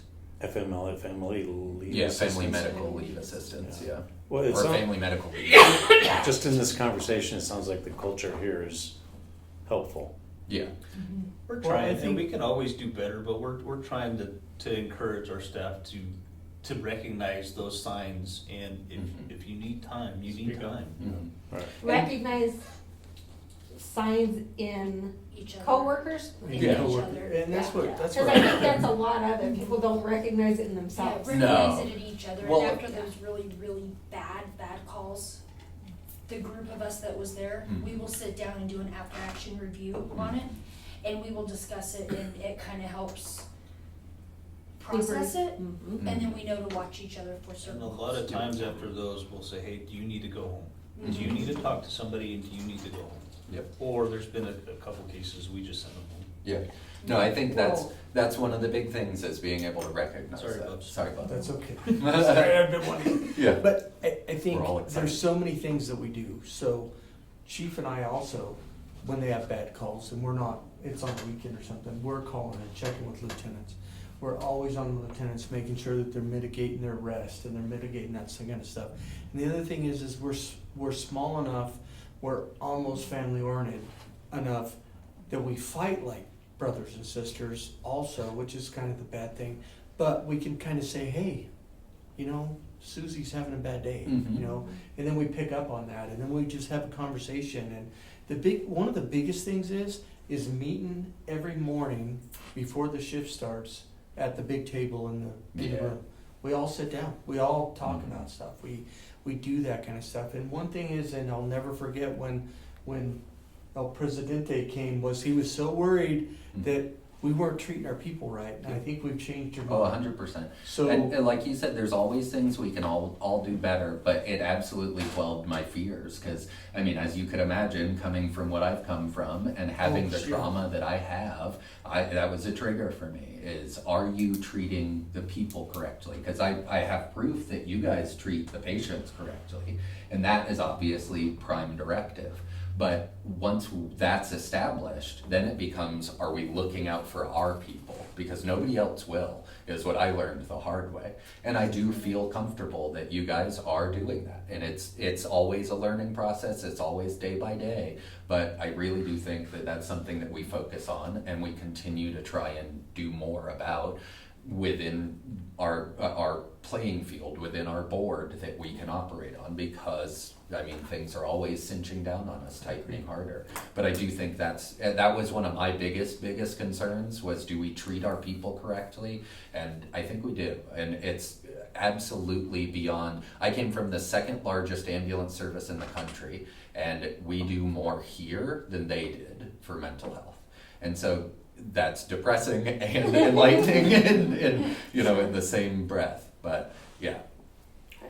Very good. Any questions, comments, concerns? Then that would move us on to item number 9, operations report. All right, so, for the month of June, we had 205 calls, up 25 from the month before. So if you remember from Chief slides, we only transported 130. So out of those 205, the potential of getting paid is on 130. So that's where all this stuff is starting to come together and kind of blend together. Chief had one call. I believe he called in a wrong way driver and had to do a report. I'm still mad about that. And I kind of laugh because that's usually what happens. But we had 33 IFTs. That was up 2 from the previous month. We did 2 transports from the hospital home.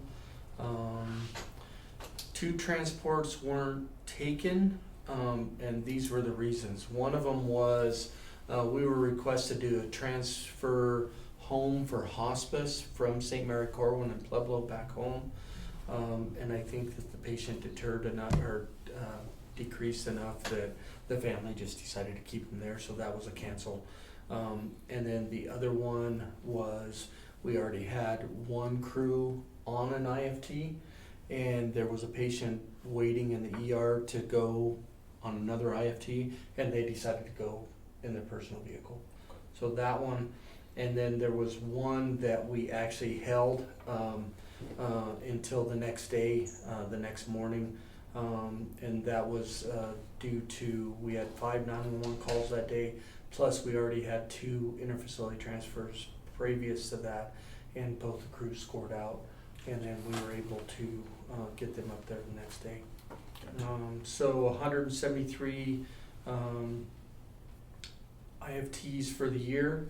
Last month was 6,450 miles. Year-to-date miles right now for those 173 is 34,394.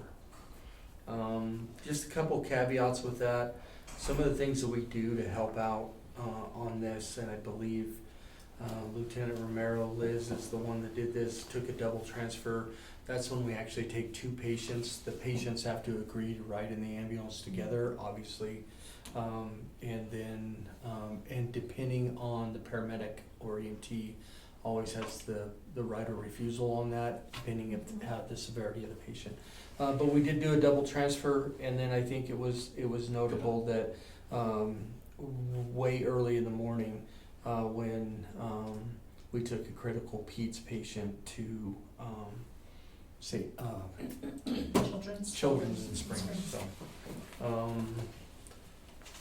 that's where we're at there. So we were getting really good over the last 2 months, having 6 out of 6 trucks in service, but one of the crews decided to take out Bambi. It's the second time that truck has hit a deer in the last 12 months. We should throw away that truck. Yeah, that truck's dead to me. So that truck is getting ready to go to Albuquerque for body work Forever? again. No, not forever.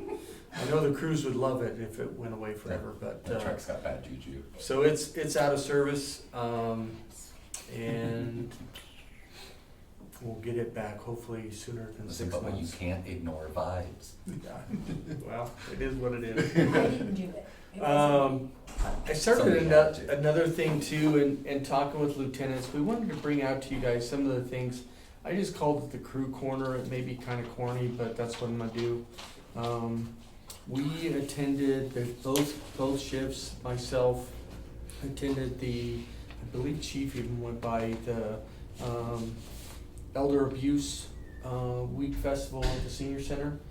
So we made, and I'm happy to report I that don't like it I being saw called an elder abuse I saw a festival. PD officer or a detective there, but we were the only other first responder agency there. So I think that's kudos to the crews getting out and doing Absolutely. that.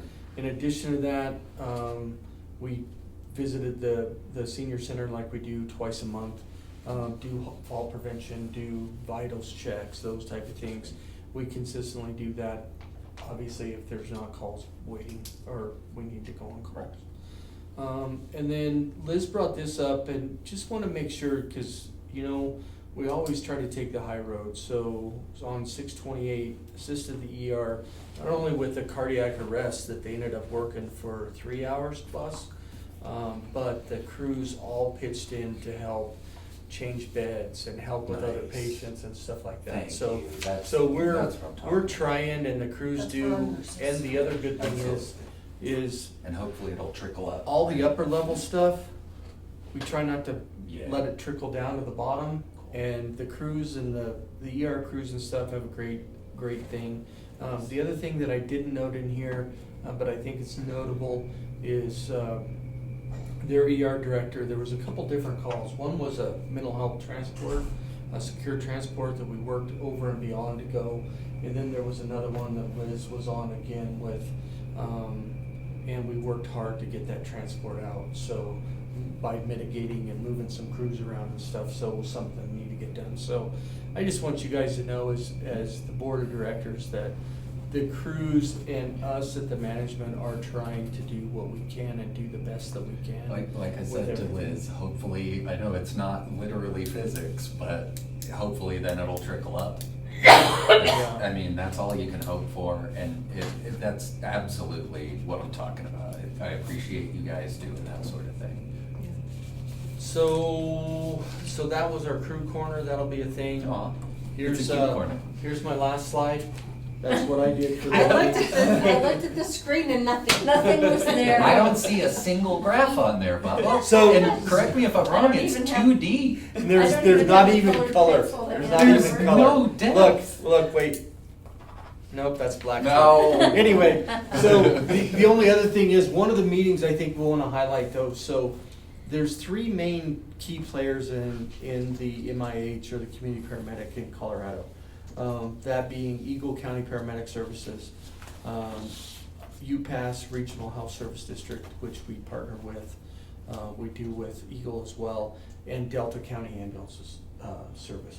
So what was really cool, it just came out on Facebook. I know if anybody follows us on Facebook, there was a bunch of stuff that came out on a big paper nationally that highlighted both Delta and UPass.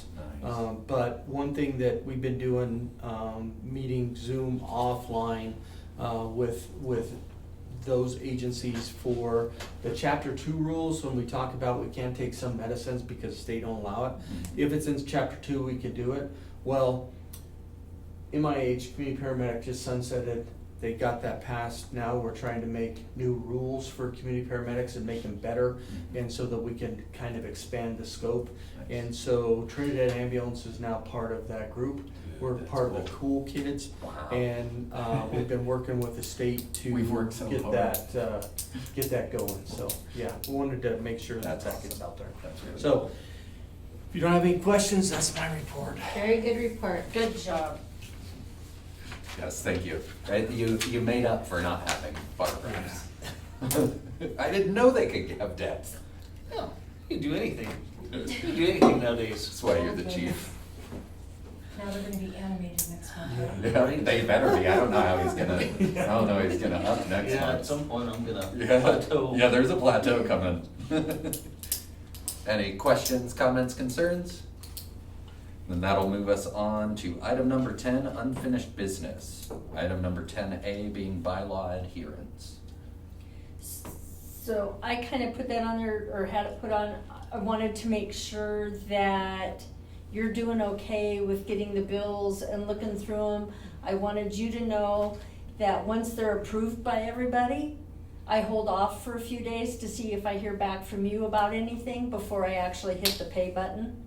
So there's a delay and there's time just to make sure you're doing okay with that. No, it was good. Okay. Cool. And I agree, the bills look like they're just Yeah, the majority For the of most run of part, the mill. exactly. Anything, Operational invoices Yeah. and that's it. anything strange that comes up tends to be brought up in a meeting, I Okay. will say. So most things are just kind of repetitive. The only outliers we've had have been related to the building, and constructing the building. And so, but you feel good? Like Yes. Okay, cool. Okay, so we'll just keep doing that. As Okay. long as it's not a huge burden, I still think it's a good practice. Yeah. No, not a burden at all. Yeah, absolutely. Because I have to scan them to put them in bill.com anyway, so Perfect. it's just perfect.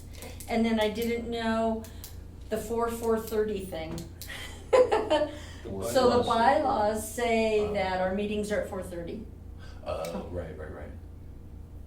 That's fine, but I didn't know if you wanted to change it to 4 o'clock or if there was something we needed to think about that way. I just wanted to throw it out there. It's up to you. I personally would prefer 4:30 again, but if you still have your meetings, then I don't No, want to let's step do, on that. they've gone to quarterly meetings Okay. now, and it's the last Wednesday of the month, so like this, Beautiful. the next week, I'm going there Right. next week, so. Okay. So it'll only if it's fall- not- if it's the not- only I times- like the 4 o'clock because I get up at 4 o'clock, so. Yeah.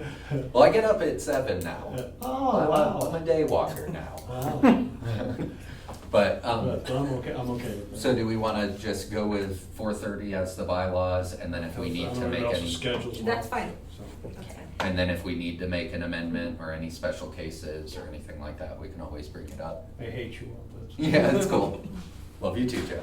I was kind of feeling what Joe was feeling. Yeah. These, I think they're the oldest people on our board, is what I'm getting out of this conversation. What's your name again? Yeah. That sock's older than you. That's a good sock. So, any other questions, comments, concerns? We're falling off the rails.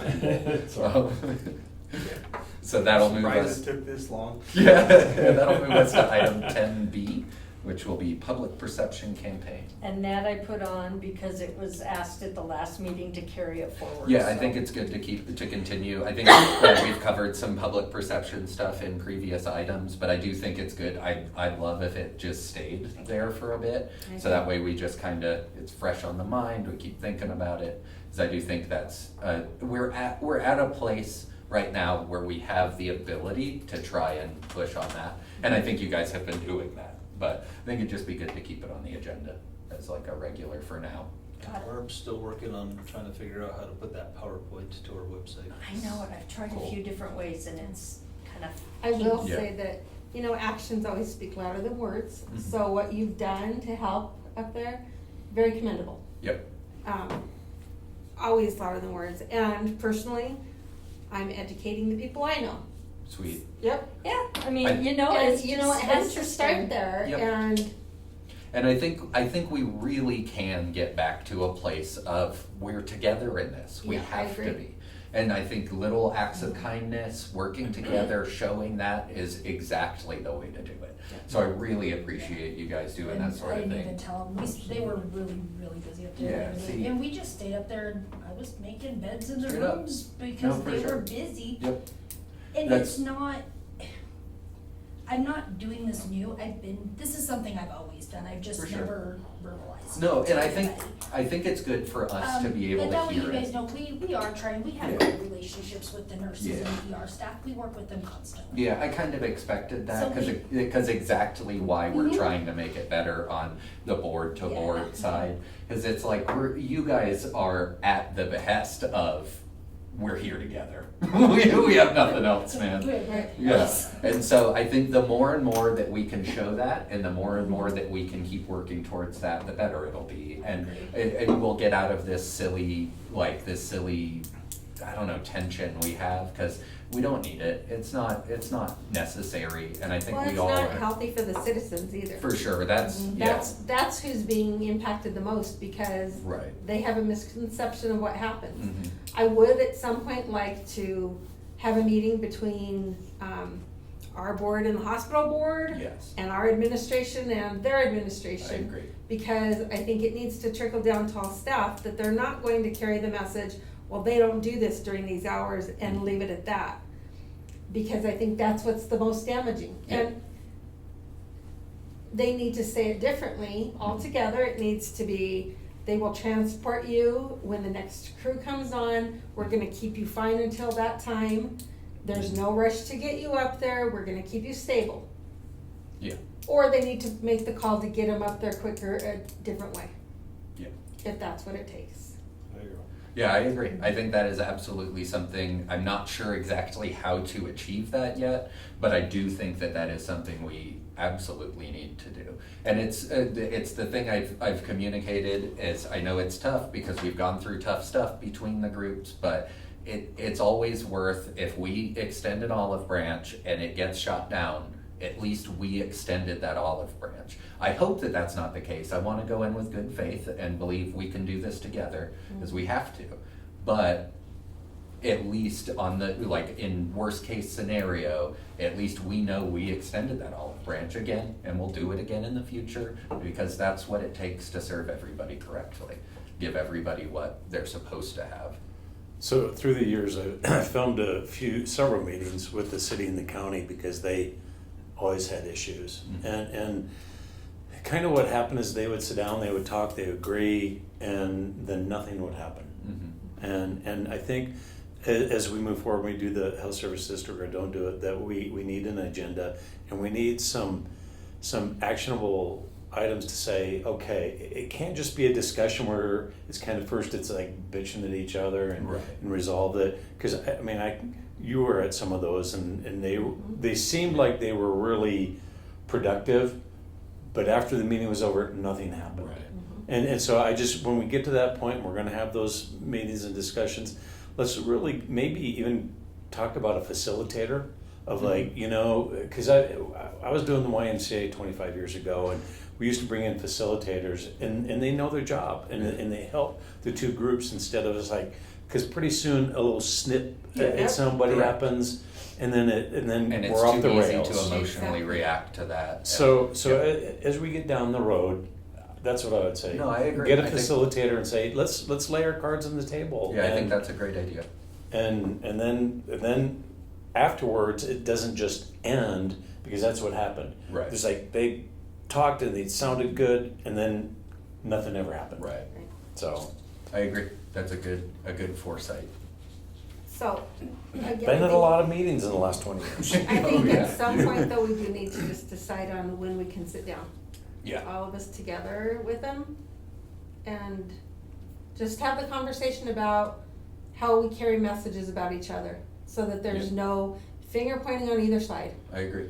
Staff splitting is always going to be an issue when you have patients, especially when patients are having hard days and they don't feel like they're getting what they want, especially in emergency situations. And so we can't be doing staff splitting between each other. And like I said, I kind of view all of us together. It's like, yeah, we're not the same staff group, but we're here. We're working on the same patients. We Well, have you're the all same ER that qualified gets stopped. professionals. Yeah. And so I think that is a great idea. I think- took one of the PAs on a transfer with me the other day, and I didn't note that either.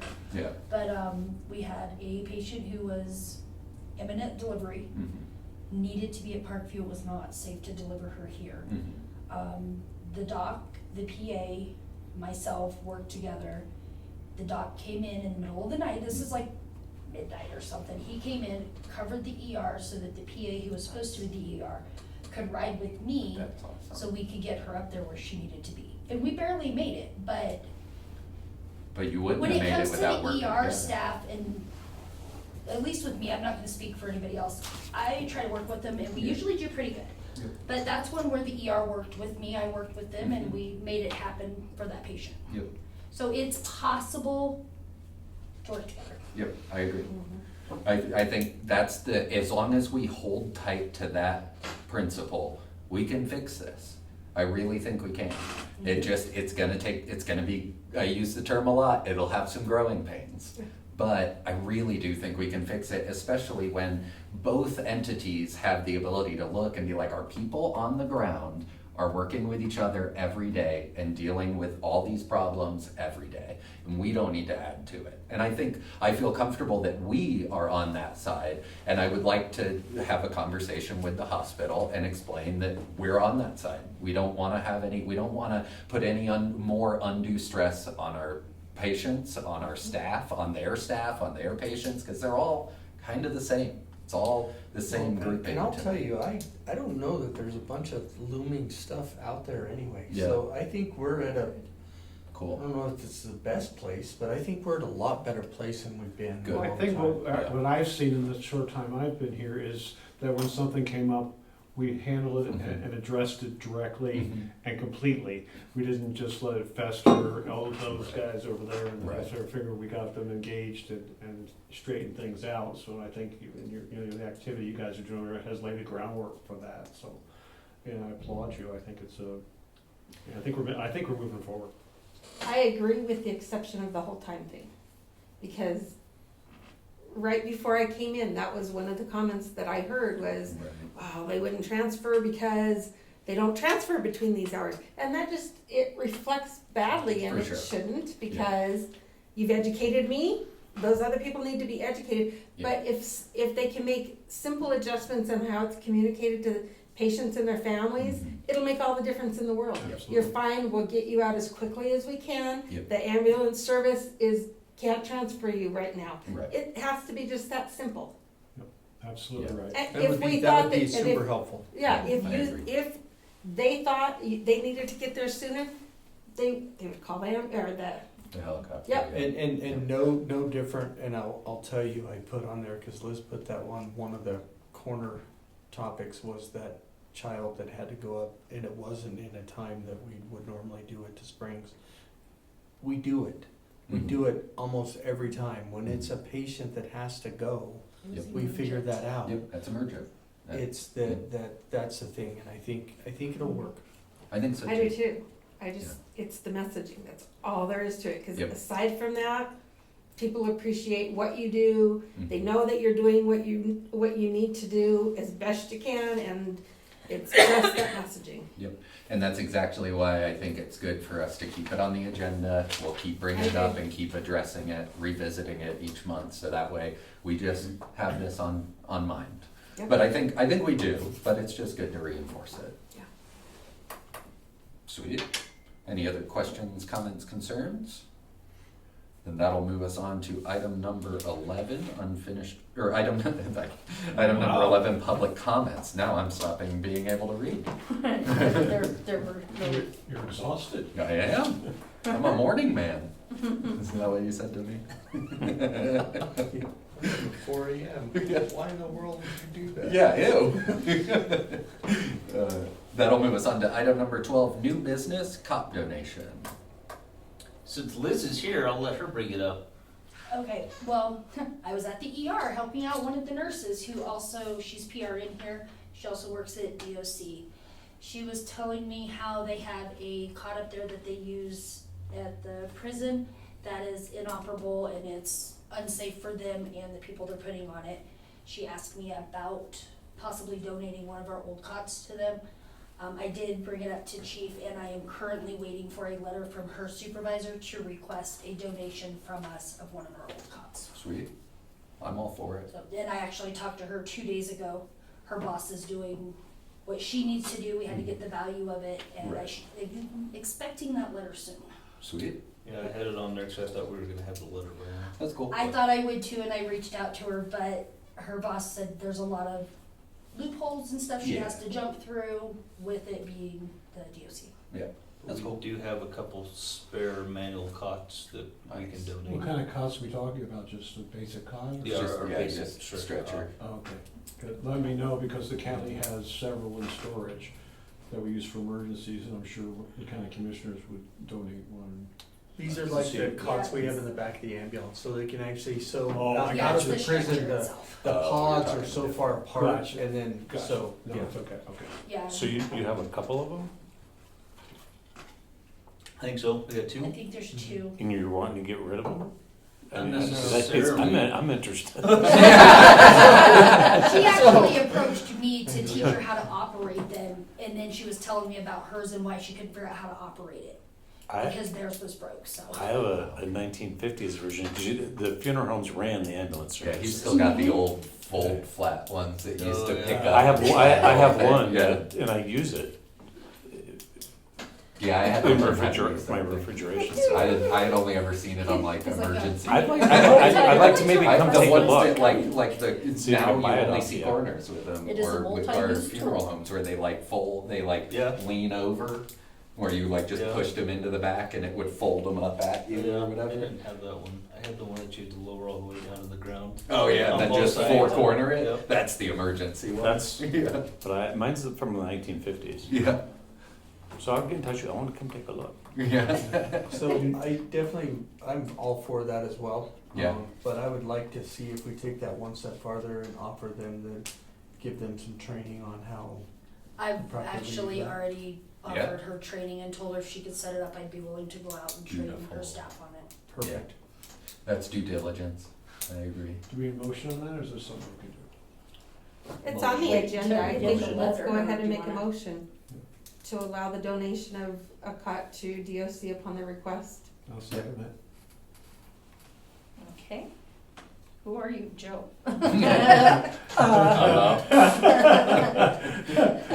Zach, Yes. Joe, Yes. Tom, Yes. Audra, Yes. And then the letter will just be a formality, Yeah, it'll go in the yep. file for record keeping. Okay. Is it okay to talk about miscellaneous without having miscellaneous on our agenda? What's it about? Probably not. Yeah. It's about our email today. Oh, no, Yeah. that's not appropriate. Cool. You could have a sidebar with administration, but not Right. with the rest of the board. Yeah. Okay. We'll I'll mention it for next month. Okay. Any questions, comments, concerns on new business? I make it a motion, we adjourn. It's a bedtime. Tom, it's your turn to second. Oh, second, I'm sorry. Yeah. I was already out the door. It's needed. Zach, Yes. Joe, Yes. Tom, Yes. Audra. Yes. Audra said, my back's getting tired, Tom, from carrying all your weight.